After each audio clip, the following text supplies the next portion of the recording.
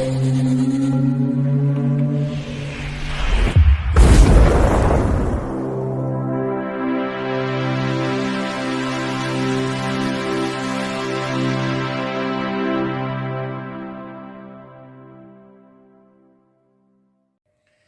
Bayek, it's me, Ian. And in today's video, well, I'm looking at this. This is Holiday on the Buses from 1973. This is the third in the On the Buses trilogy. And it's the last one, yes. So, let's get into it. It's 95 minutes long. Now, if you look on Rotten Tomatoes, which I did, it said 72%. Thought, oh, that's quite high for critics. Then I went to have a look on Rotten Tomatoes page. He said there was no reviews for it. So what do you say? From what I can see, generally, it's the same reaction to this particular lot of films that though this really was a big box office success, and there were even plans for a fourth one to be done, which didn't happen. The public clearly loved this series. I remember going to see this. I mean, I saw all three films at the cinema. It was very popular. That's the thing. People don't, I think, maybe understand that, but the critics, like with the Carry On films, sometimes tend to be very harsh. That's why you shouldn't always take note of critics, but it's always interesting to see what they say, you know. Now, it's written and produced again by the same team, which is Ronald Chesney and Ronald Wolfe. Yes, and it's directed this time by Brian Izzard, who is a TV series and TV producer. That's what he seems to be doing. He produces a lot of series, but he got this role as a director. So there we are. It's quite interesting because the film does have a certain look about it, which I find quite good. Different from the other two. Maybe that is explained by the locations, but that is interesting. Let me get into the cast again. We got to get into the cast, haven't we? Because we know the return of the cast. We've got Reg Varney playing Stan. We've got Bob Grant playing Jack. We have got Doris Hare playing Mum. And of course, we've got the brilliant Anna Karen playing Olive. She's the legend, isn't she, in these films? Everybody, if you talk about On the Buses, always mentions Olive because Olive is so good. And I think in this film, she may even steal the whole film. She's so good and funny. It's really good to see. And of course, by her side is, of course, Arthur, her husband, played by Michael Robbins. And again, he plays this so well. And you can't help but love that. Then let's have a look. Oh, of course, there's me going on there. How could I not forget Stephen Lewis? Yes, Stephen Lewis as Blakey, who was very much part of these films. He's there, here again, change of environment. He can't get rid of him, can he? But that's the comedy routine part of it. That is really good to see. Blakey, what a character. Then the sort of guest star of this film, in many ways, who does stand out, is, of course, you guessed it, the familiar face of Wilfred Bramble. Oh, yes, he plays Bert, who's a bit of a randy old man. You could almost hear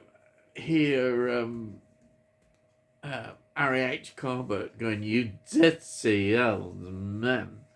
But He's got a bit of an Irish accent in this, it seems. Just a different accent to what he normally plays.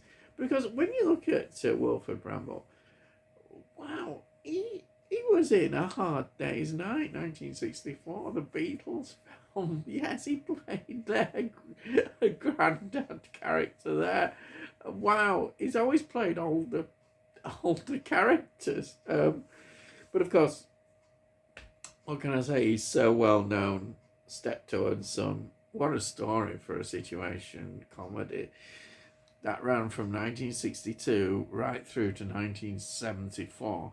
And of course, they had two films, which was a fashion of making these TV series. So there was Steptoe and Son 1972 and Steptoe and Son Ride Again 1973. All these were, obviously, there was such a big market that people wanted to get in on the act of transferring the TV shows onto the big screen. Money could be made, and that's what they were doing. Then we've got another familiar face. It was really interesting actress, Kate Williams. She plays the nurse. Yes.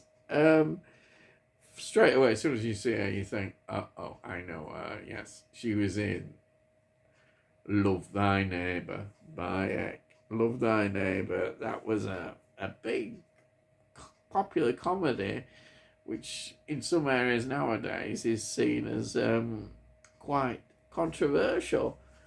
And it ran from 1972 to 1976. It was quite a long period for a comedy, that was. Of course, she actually had a really good career in all sorts of TV things, all sorts of things.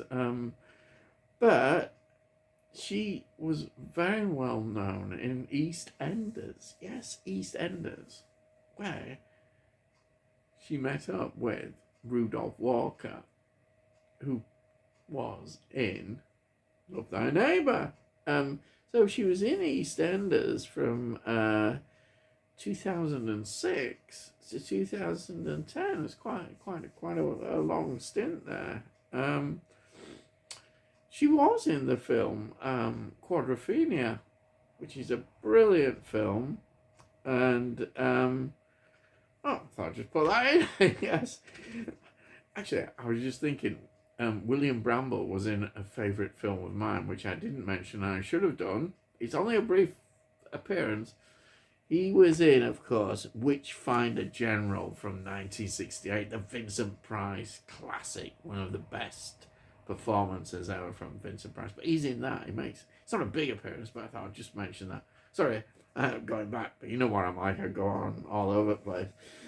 Then we've got, I think, nowadays would be seen as quite, well, it still is a controversial actor, comedian, singer. It's Arthur Mullard playing Wally. Because I did see him on TV. Always not particularly. I didn't really find him that funny, to be honest. But don't know. He was in Chitty Chitty Bang Bang 1968 with Barbara Windsor, of course. And of course, Chitty Chitty Bang Bang is one of my all-time favourite films.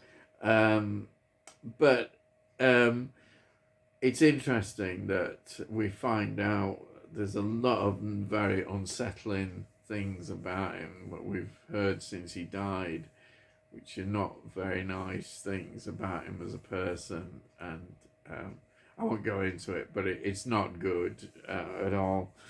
Then we've got Queenie Watts playing Lily.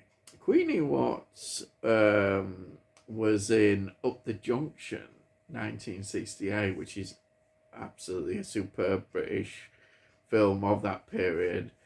And she was in another British sort of crime film, which was All Coppers Are, That's from 1972. That's quite well thought of, actually. All Coppers are. And just to put this in, she was in a British horror film called Schizo. Yes, I love these names. Schizo. And that was from 1976. Yes, great name. Then, of course, we've got another face. Henry McGee. There he is. He's the holiday camp manager. He was actually, do you remember Carry On Emmanuel, which is perhaps the worst Carry On film ever? That was from 1978. But of course, it's Benny Hill Show, which ran from 1955 right through to 1989. Came on ITV in 1969. And what a series that was, so popular. It really was. Then we've got another familiar face, which I've got to mention, which is Michael Sheard. He plays the depot manager. He was in The Empire Strikes Back from 1980. Grange Hill, he was known as a key character, Mr. Bronson. That's from 1985 to 1989 in Grange Hill. But of course, I've got to have my Doctor Who connections. He was in Doctor Who. He was in The Ark, a William Hartnell story, 1966. Mind of Evil, 1971. The John Pertwee story. Pyramids of Mars, 1975. The Invisible Enemy, 1979, 77, sorry. They were all, of course, Fourth Doctor stories. And then Castrovalva, the opening Peter Davison Fifth Doctor story, 1982. And it was in the brilliant Remembrance of the Daleks, 1978. Now, the film, and which I think benefits from the locations, was filmed at Pontins Holiday Camp in Prestatyn, North Wales, which we've just heard actually is closing. Yeah, it's still going, but it is sadly closing. So in North Wales, we had sort of Rudalani, I think that's how you pronounce it. Rill, I can pronounce that. It was in there. They're just two locations in North Wales that I thought I mentioned, even though you're probably going, yeah, of course. Yeah, and then Elstree Studios as usual. And as I mentioned before, it was a box office success. So what is it? It's carrying on the story of Stan, Jack, and Blakey. As we see at the beginning, they get fired. It gets too much. New manager gets rid of them all. They get new jobs. And Stan and Jack get jobs as working in a holiday camp. It's fantastic. They love that thing. Oh, great opportunities there. Wow. Yeah, wow, fantastic. Of course, when they get there, they find out the security man, he's Blakey. Yes, he's got a job there too. And of course, Stan invites his family down because it's a perk of the job. They can come down for a week. And that's great because we need them in the story. That's a way of bringing them into the story. And this is where all the antics start. And it's a fantastic film in that sense, where we get back to this group of actors together interacting. And I think it actually benefits a lot, particularly as I did mention that Anna Karen as Olive gets a lot of time in this film. And she's funny, she's brilliant, she's fantastic. And they all are. Really, they all work so well together. But what I mentioned before, the location really helps this film. In fact, it could be my favourite of the three films. Yes, because I don't know, it feels different, and that's good. That's a very good thing. I really enjoyed it. Honestly, this is a great film to enjoy. You just take it what it is. It wouldn't be made nowadays. It's outdated. It's all nostalgia. I admit it. Yes. So for one last time I will show you this. This is the DVD 3-film collection, which was kindly sent to me by Tony. And Tony, thank you so much. I've really enjoyed these 3 films.